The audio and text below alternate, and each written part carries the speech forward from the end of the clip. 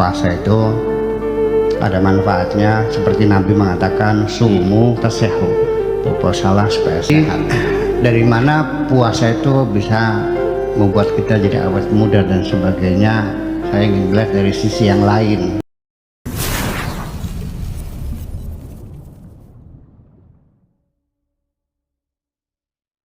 Ya, kembali pada Ibu Nurul. Ya, saya juga lupa mengucapkan selamat disnatalis yang ke-6 ya. Saya doakan mudah-mudahan panjang umur ya, bisa berkiprah lebih luas, lebih manfaat, mencerdaskan bangsa, terutama masyarakat Kalimantan ya. Ibu Nurul, Wakil Rektor ya. Iya. Ya, jadi saya sepakat sekali bahwa puasa itu ada manfaatnya, seperti Nabi mengatakan sumu tasehu, berpuasalah supaya sehat. Begini, jadi dari mana puasa itu bisa membuat kita jadi awet muda dan sebagainya, saya ingin melihat dari sisi yang lain, dari apa yang Ibu Nurul ceritakan, bahwa perlu kita ketahui bahwa sel-sel tubuh kita ini setiap hari ini mengalami kerusakan akibat beraktivitas sehari-hari, entah bersepeda, entah mencangkul, entah mikul barang, berjalan dan sebagainya. Akibat beraktivitas ini, sel tubuh yang ada di dalam diri kita ini mengalami kerusakan sekitar 18 miliar sel. Jadi namanya orang yang awet muda itu adalah ketika selnya 18 miliar rusak di malam harinya, ketika kita dalam keadaan the deep sleep ya, tidur yang lelap, itu tergantikan semuanya, maka kita tetap menjadi wajah kita segar ya. Penuaan itu adalah akibat dari sel-sel yang rusak tidak terganti seluruhnya.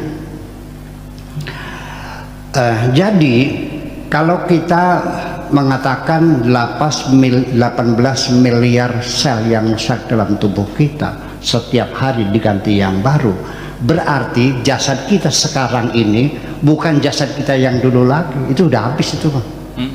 Ini sudah sel baru semuanya itu. Nah, disitulah Allah mengatakan waman nu'ammirhu nunakkisu fil khalqi, barang siapa yang dipanjangkan umurnya, nunakkisu, kami balikan, kami ulangi lagi, fil khalqi, dalam penciptaannya, yaitu diganti dengan sel-sel yang baru lagi. Nah, lalu puasa apa hubungannya dengan sel? Ya memang dalam puasa itu memberikan kesempatan kepada kita untuk bisa damai, bisa tenang, karena emosi kita yang terkendali, sehingga tidur kita bisa menjadi lelap. Karena tidur kita lelap, maka pergantian sel semakin sempurna. Kemudian juga dengan puasa itu sendiri, ini juga memberikan kesempatan kepada leukosit yang ada dalam tubuh kita, atau disebut dengan white blood cell. Karena white blood cell ini dia bergerak secara amoeboid, tidak melalui sistem yang teratur, dan dia pembiakannya tidak melalui pembelahan dan sebagainya, tapi langsung diproduksi oleh hematopoietik pluripotent, disebut dengan tulang sumsum. Ya, sumsum yang ada di dalam tulang kita itu yang memproduksi leukosit itu. Jadi dengan puasa itu memberikan leukosit supaya menghasilkan leukosit yang sempurna dan pada ukuran yang sama. Karena leukosit tidak boleh lebih, tidak boleh ini, sekitar 8.000 ya. Ya kan? Kalau tinggi menjadi leukemia, kurang juga sama saja semacam itu. Tetapi leukosit ini akan selalu bergantung, bahwa di era corona saja kadang-kadang kita dites rapid test ya, darah putihnya naik, itu belum tentu corona, bisa saja kaki kita terinfeksi, karena setiap ada infeksi itu leukosit memproduksi sebenarnya untuk menyerbu partikel-partikel asing atau bakteri-bakteri yang masuk dalam tubuh kita ini.